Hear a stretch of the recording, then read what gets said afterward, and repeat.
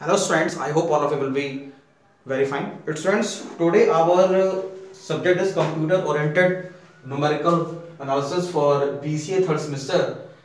And so today our the most important topic is Runge-Kutta method of fourth order. Okay student, ये हमने student topic हमने start किया computer oriented numerical analysis में और student आज हमारा ये इस method का part 3 है जिसमें हम student एक और numerical को जो है रुंगी-कुट्टा मेथड ऑफ फोर्थ ऑर्डर जो कि बहुत ही इंपॉर्टेंट मेथड है यूनिट 4 से लगातार एग्जाम में जो है क्वेश्चन पूछा जा रहा है।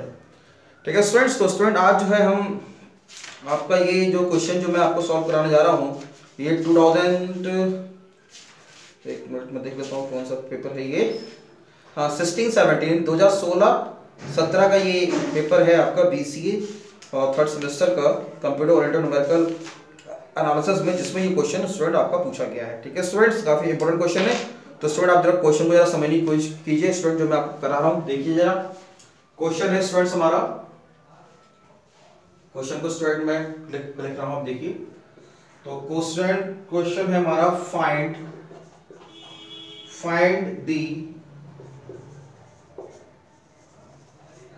The value of y 1.1 using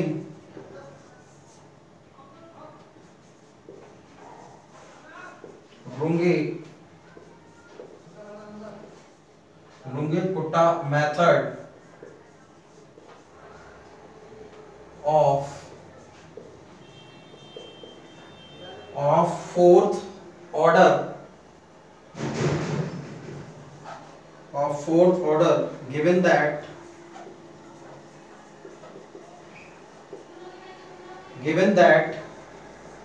dy upon dx is equals to y square plus xy comma y1 is equals to 1.0 take h is equals to 0.05।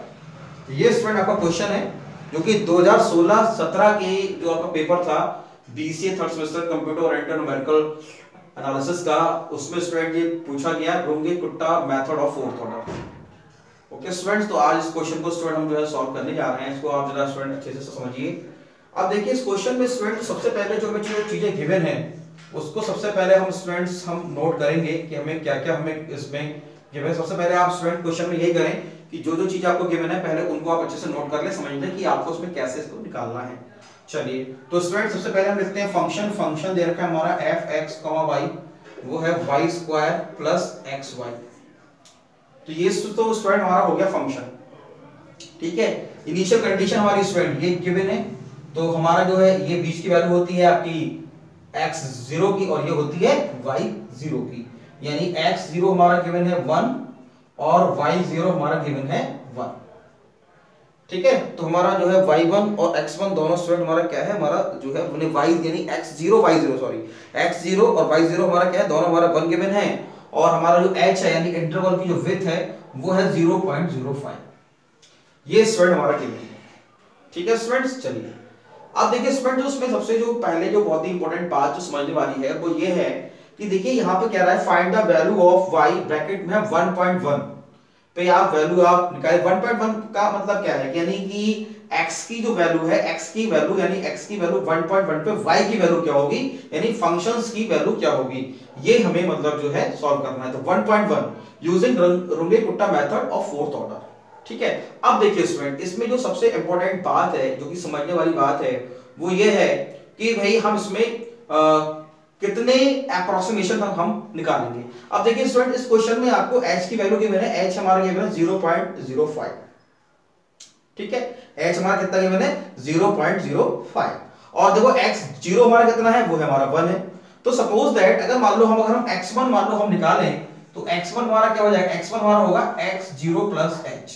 x0 हमारा कितना है, x0 है वो है हमारा वो x0 हमारा कितना है, x0 है हमारा 1 और h कितना है 1.05, यानी कि स्टूडेंट हमारा x1 कितना हो जाएगा, x1 हमारा हो जाएगा 1.05 हमारा x1 हो जाएगा।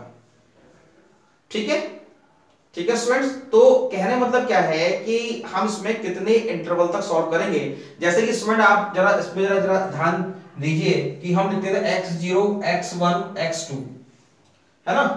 तो कहने मतलब क्या हो गया, x0 तो हमारा हो गया स्टूडेंट। अब x0 कितना गिवन है, x0 का गिवन है 1, तो ये हो गया 1। इंटरवल की विड्थ कितनी है, इंटरवल की विड्थ है h, इंटरवल की जो विड्थ है वो कितनी है 0.05, तो यानी कि x1 कितना हो गया भाई, देखो मान लो 1.05, और x2 हमारा कितना हो जाएगा, जैसा मान लो अगर हमें x2 अगर निकालना है तो x2 कितना हो जाएगा x1 प्लस h, यानी कि x1 कितना है 1.05, h कितना है 0.5, यानी ये कितना हो गया स्टूडेंट, ये हमारा हो गया 1.1, तो यानी हमारा होगा 1.1।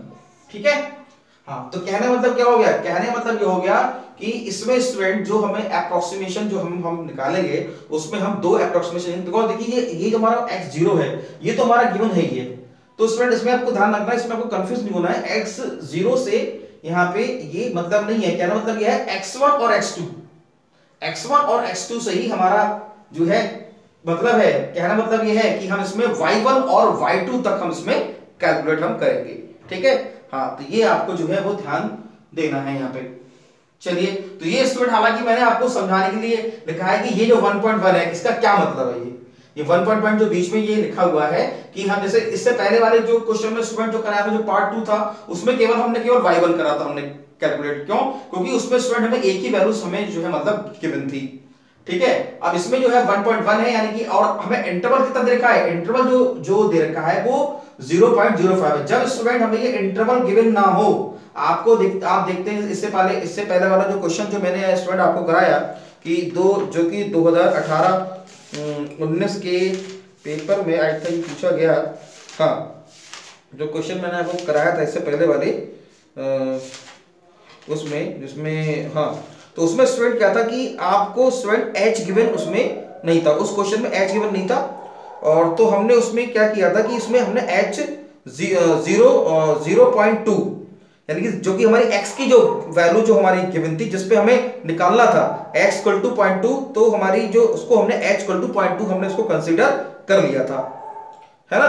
तो उसमें हमने स्टूडेंट जो है यानी उसमें h हमें उसमें गिवन नहीं था, इसीलिए हमने क्या किया था कि जो x की वैल्यू 0.2 गिवन थी तो हमने h को भी 0.2 हमने मान लिया था। लेकिन स्टूडेंट इस क्वेश्चन में क्या है, इस क्वेश्चन में आपको h गिवन है, ये देखिए इस क्वेश्चन में स्टूडेंट आपको h गिवन है, x इक्वल टू 0.05 आपको गिवन है, इसीलिए आप जरा यहाँ पे स्टूडेंट ध्यान देना कि यहाँ पे हम जो है ये जो है यानी कि ये जो है ये निकलेगा आपका y1 के लिए और ये निकलेगा आपका y2 के लिए, यानी x1 की वैल्यू पे y1 और x2 की वैल्यू पे y2, x0 पे हम नहीं निकालेंगे। ठीक है, चलिए अब देखिए स्टूडेंट्स को कैसे करेंगे। अब जो रुंगे कुट्टा जो मेथड है उसको हम सबसे पहले हम जो है उसको हम जो है शुरुआत करेंगे। तो हम जानते हैं कि k1 हम इसमें लेंगे, k1 आवर, तो k1 बराबर क्या होगा hf x0, y0। ठीक है, most important hf x0, y0, k1 हम स्टूडेंट ऐसे ही हम निकालते हैं। तो कैसे सॉल्व करेंगे, देखिए स्टूडेंट अब h कितना है, h हमारा 0.05 फंक्शन x0 y0, तो x0 कितना है, ये भी 1 है, ये भी 1 है, तो सॉल्व कर लेंगे। अब देखिए फंक्शन, अब देखिए स्टूडेंट कहने मतलब क्या है कि जो हमारा फंक्शन है y स्क्वायर प्लस xy, तो इसमें x की जगह 1 पुट करेंगे और y की जगह 1 पुट करेंगे और फिर इसको सॉल्व कर लेंगे। तो स्टूडेंट ये जो है वो हमारा आपका सॉल्व होने पे स्टूडेंट्स ये जो है वो हमारा आपका जो ये आ जाएगा वो आपका आ जाएगा 0.1। क्यों, क्योंकि देखिए स्टूडेंट y स्क्वायर में जब आप यहाँ पे आप जो है यहाँ पे आप 1 पुट करेंगे, यहाँ भी तो ये 1 into 1 1, तो ये 1 + 2, और 2 की जब 0.5 से आपकी जब स्टूडेंट मल्टीप्लाई होगी तो ये हमारा आ जाएगा, तो ये हमारा आ जाएगा 0.1, 0.1। ठीक है, यानी k1 हमारा कितना आ गया, k1 हमारा आ गया 0.1। ऐसे स्टूडेंट हम k2 हम निकालेंगे, तो k2 बराबर hf, ठीक है, hf x0 upon x0 plus h upon 2 comma y0 plus k1 upon 2। Most important ये आपको ध्यान रखना है, k1 अपॉन 2 होगा y0 प्लस k2 अपॉन 2। ठीक है स्टूडेंट्स, चलिए इसको सॉल्व करेंगे हम। तो यहाँ पे h की वैल्यू कितनी है, यहाँ पे स्टूडेंट h की वैल्यू है वो है 0.05 और f function x0 plus h upon 2, तो x0 कितना है 1 है और स्टूडेंट्स हमारा जो x है वो 0.05 है अपॉन 2, y0 कितना है 1 है, और k1 स्टूडेंट अभी हमने ऊपर निकाला 0.1 है और अपॉन 2। ठीक है स्टूडेंट्स। हाँ तो देखिए इसमें स्टूडेंट बहुत ही एक इंपॉर्टेंट चीज है जो कि समझने वाली है। हाँ अब देखिए स्टूडेंट 0.05 यानी पहले हम इसको सॉल्व करेंगे और इसको सॉल्व करेंगे, यानी एक पॉइंट इससे आएगा, एक बीच में कॉमा लगा हुआ, एक पॉइंट इससे आएगा। जो भी हमारे पॉइंट्स आएंगे, मानो सपोज दैट मान लो इसको सॉल्व करने पे आपका स्टूडेंट जो भी आए और इसको सॉल्व करने पे आपका जो भी आए, तो यानी कि ये जो वैल्यू आएगी सॉल्व करने पे उसको हम x की जगह पुट करेंगे फंक्शन में, और ये वैल्यू जो होगी उसको हम y की जगह। अब देखो स्टूडेंट फंक्शन में दो जगह y है, तो यानी कि ये जो वैल्यू आएगी y की वैल्यू होगी, तो इसको हम जो है स्टूडेंट एक यहाँ y की वैल्यू उठेगी यहाँ पुट करेंगे, फिर इसको सॉल्व करेंगे y स्क्वायर प्लस xy, इसको सॉल्व करेंगे और फिर जो भी सॉल्व करने पाएगा उसको फिर 0.05 से हम मल्टीप्लाई करेंगे। तो स्टूडेंट्स आपका जो फाइनली जो k2 की हमारी जो वैल्यू स्टूडेंट आपकी आ जाएगी वो आ जाएगी, इसको स्टूडेंट आप सॉल्व कीजिएगा, ये स्टेप मैं नहीं कर रहा हूं, उसको आप सॉल्व करना। तो आपका आ जाएगा 0.10894। ठीक है, ये हमारा स्टूडेंट हो गया आपका k2। फिर हम निकालेंगे स्टूडेंट यहाँ k3, तो k3 हमारा हो जाएगा hf।